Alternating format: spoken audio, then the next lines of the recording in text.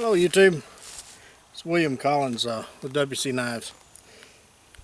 I've been watching Mr. Madison Parker on Equipped to Endure with his phenomenal slingshots. The guy is just amazing. He's an ex-Navy SEAL. If you haven't seen any of his stuff, well, I guess once you're a SEAL, you're always a SEAL, so I don't know about the X part, but he was a Navy SEAL during Vietnam, and just a phenomenal guy. And if you haven't seen any of his stuff, go over to Equipped to Endure website and just see some of his things. But what I've got, let me show you. I got a piece of a forked white oak. Now this is nothing to what he does, or his slingshots are. I mean, they're very fine instruments. Okay, so I thought, just to get into it and just kind of practice and play with it a little bit, that I'm gonna try to whittle this down to something manageable. I've got some surgical tubing, piece of leather, and some bank line. So what we're going to do first is I'm going to just kind of start knocking the bark off of this and getting it down to where I can carve it to fit my hand.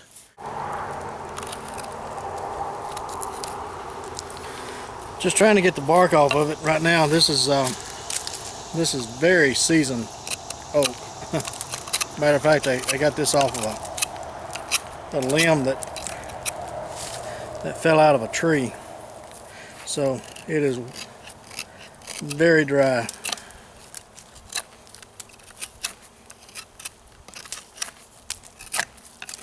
So it's going to take a little time to get the bark off of it. So stick with me. There's no need in wasting batteries. Every once in a while I switch hands just to get my left hand familiar with using a knife. You should try that when you're doing tasks or anything. Just switch hands and use it with the other hand for a little while.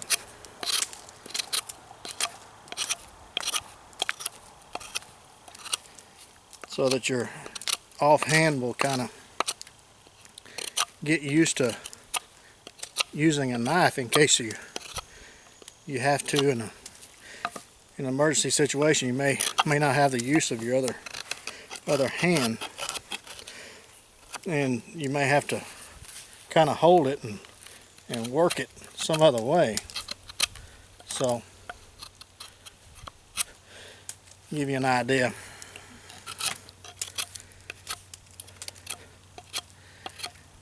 I kind of use the Boy Scout mentality. Be prepared, because you never know when you may need to use your offhand for something. Okay, so let me get the bark off of it, and I got the bark off of it, and now I want to just kind of shape it to my hand. I don't know how well it's going to work because my fork is not exactly perfect, but we're going to try it anyway. This is just a down and dirty survival slingshot, if you will. The ones that Madison Parker has, he said he started with one like this. Well, I say like this, he made it from a piece of oak.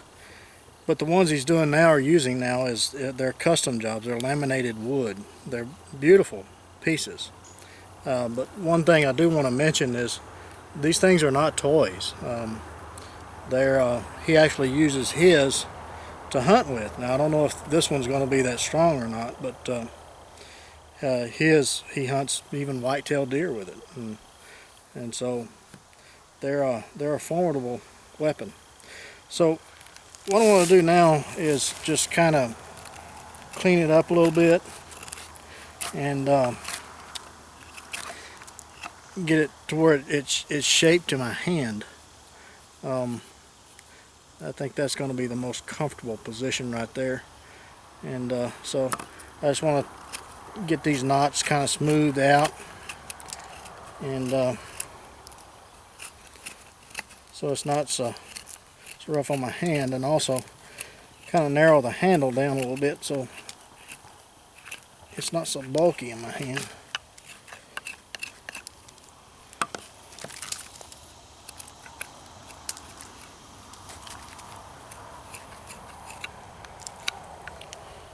Tell you what, the more I use this little bushcraft knife, the more I love it. The thing about it is, I can't decide whether I like this one or the woodcrafter better. That's a problem. But that Scandi, you know, usually if you've seen my other videos, you know that I'm not too impressed with Scandi grinds because they tend to chip or break. But you can see I'm putting this in some very tight situations and twisting. And that tip, I don't know if you can see that or not, but I think you're getting a white out here. Move the camera.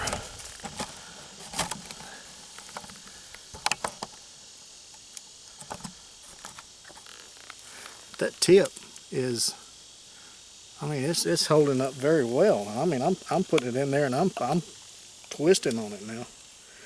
It's trying to clean all that out.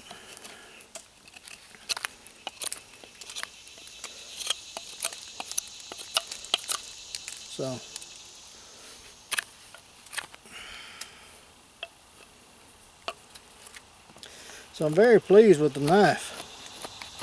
For a bushcraft knife, I think that this is the way to go. And you may say, well, I prefer the Mora or the Woodlore, and I mean, they're all good knives. It's just whatever you prefer. If all of us were alike, then a lot of us are like the same things. Then it would be kind of a boring world, wouldn't it? So,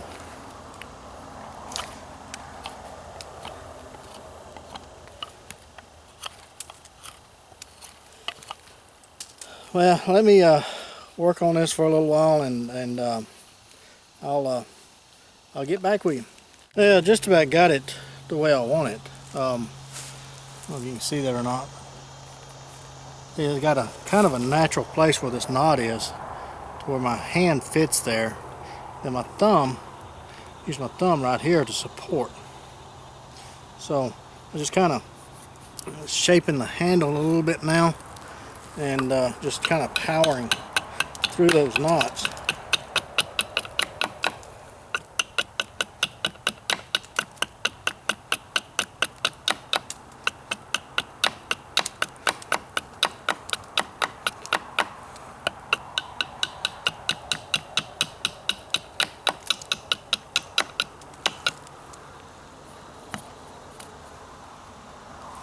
Just so that my hand fits it a little bit better.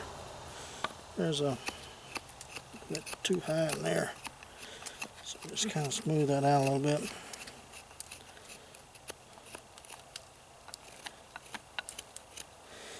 And the more I use it, the better I'll know where the hot spots are, and just kind of take my knife and dress those down a little bit.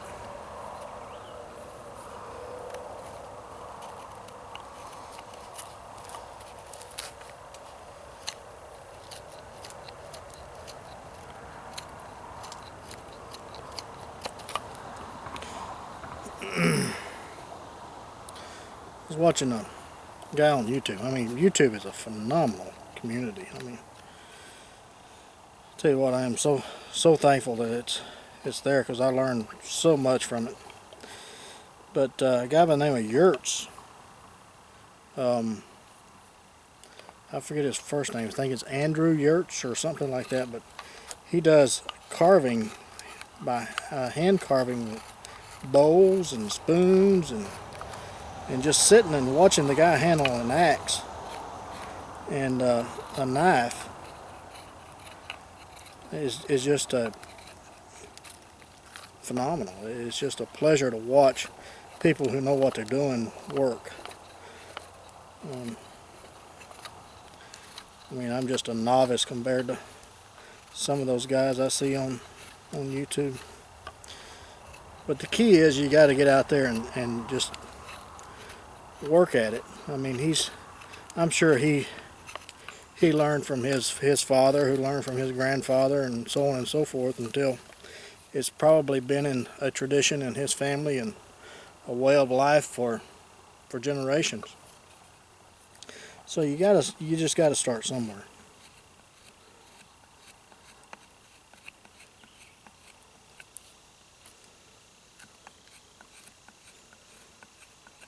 And the different positions that he uses is for push cuts, and it's just a phenomenal to watch him work.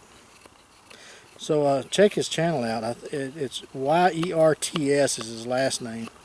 I think it's Yerts. I'll find a link and I'll put it at the bottom of this video so you can go check him out. And I'll also put a link to the Equip to Endures website, so you can see Madison Parker and his slingshots. I think he sells them, but this is, I mean, I hate to even mention his while I'm carving this, because this is nothing compared to what he's got. I mean, he's got state-of-the-art slingshots that'll last for years and years and years. So, but you know, those of us who can't afford his slingshots, I thought that it'd be fun to just see what I could do with one. See if I could make one that was similar to his. I mean, I haven't shot one since I was a kid, and they shoot lead shot with theirs, and I mean, they squirrel hunt with them. I mean, it's just unbelievable how well they shoot, or his anyway. I think they have courses too on it that you can take at their school. They have a school that you can attend and learn how to use them. But again, I wish I could. I'd love to just go out there and sit for about a month or two and just learn from the guy.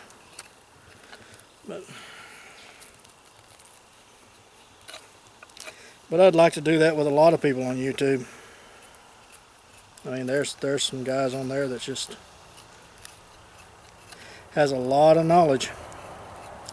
I think that's the key, is if you have that kind of knowledge, you should spread it a little bit, and they're doing that, so I appreciate it.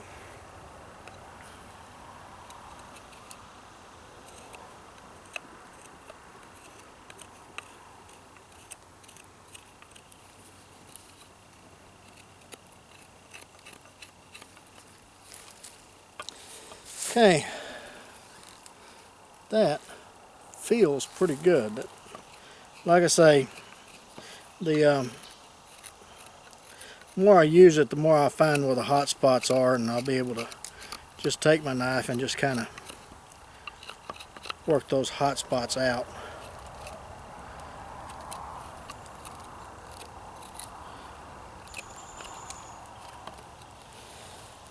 Okay. So, just looking at his, I think the key to this whole thing is it's got to be in line, and I want to make sure that when I'm shooting, that these are pretty much the same. So I just kind of, everything we do in the bush is kind of an eyeball, if you will. So I just want to kind of eyeball this and see where my strings are going to end up.